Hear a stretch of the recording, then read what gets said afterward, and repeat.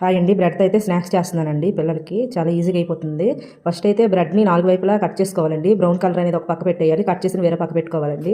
ఈ brown colour అన్నీ collect చేసుకొని ఒక మిక్సీ జార్ అయితే తీసుకోవాలి. మిక్సీ జార్‌లో వేసుకొని పౌడర్‌లా కొట్టుకోవాలండి. పౌడర్ చేసి ఒక ప్లేట్‌లో అయితే తీసి పక్కన పెట్టేయాలి. ఇదిగోండి ఇలా పౌడర్ చేసి పక్కన పెట్టేయాలి. అలాగే బంగాళదుంపలు అయితే ముందుగా నేను ఉడకపెట్టేసానండి. ఉడకపెట్టేసి ముక్కలుగా కోసేసాను. అలాగే ఆనియన్స్ కూడా చిన్న ముక్కలుగా కోసేసి వేసాను. కొత్తిమీర కూడా వేసానండి. కారం, ఉప్పు, ధనియాల పొడి గట్రా వేసుకోవాలి.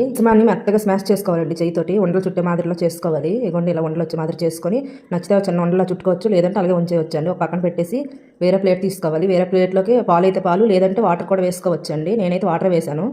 వాటర్ వేసిన తర్వాత మనం ముందుగా బ్రెడ్లు కట్ చేసాం కదండి, వైట్ బ్రెడ్ కొంచెం పెద్దవి అయితే బాగుంటాయండి. చిన్నవి అటు ఇటు డీప్ చేయాలి. వాటర్లో డీప్ చేసి 2 చేతులతో పిండేయాలండి. వాటర్ పిండేసిన తర్వాత మనం ముందుగా చేసుకున్న ఆలు మిశ్రమం ఉంది కదండి, అది వేసేసుకొని వీలైతే రౌండ్కి చుట్టుకోవాలి, లేదంటే ఇలా చుట్టుకోవడమేనండి. చుట్టుకొని అన్ని కలిపి ఒక ప్లేట్లో పెట్టేసుకోవాలండి. అన్ని చుట్టేసిన తర్వాత ముందుగా మనం పౌడర్ చేసాం కదండి, ఆ పౌడర్లో అయితే ఇవన్నీ కలిపేసి డీప్ చేసేసుకొని వేరే ప్లేట్లోకి అయితే పెట్టేసుకోవాలండి. ఇది కూడా నేను చేస్తున్నాను కదా, ఇలాగైతే అన్ని కలిపేసి ఒక ప్లేట్లోకి అయితే తీసేసుకొని పక్కన పెట్టేయాలి. స్టవ్ పైన అయితే కలయి పెట్టి కొంచెం ఆయిల్ వేస్తే సరిపోతుందండి. గులాబ్ జామ్ లేపుతాం కదా, ఆ మాదిరిగా హీట్ ఎక్కితే సరిపోతుంది. ఆయిల్ ఎక్కువ హీట్ ఎక్కకూడదు, మాడిపోతాయి, టేస్ట్ కూడా బాగోవు. ఆయిల్ వేడయ్యాక వేసుకోవాలండి. ఒక 5 నిమిషాల్లో వేగిపోతాయి. రెండో వైపు కూడా తిప్పుకోవాలండి. ఇవ్వండి గులాబ్ జామున్ కలర్లో వచ్చాయి కదండి, ఇలాగ వేగితే సరిపోతాయండి. మరీ ఎక్కువ వేపుకోకండి, తర్వాత బ్లాక్గా అయిపోతాయి. చూసుకొని వేపుకోండి. నేనైతే అన్ని వేపేసాను, ప్లేట్లోకి అయితే తీసేసుకున్నానండి.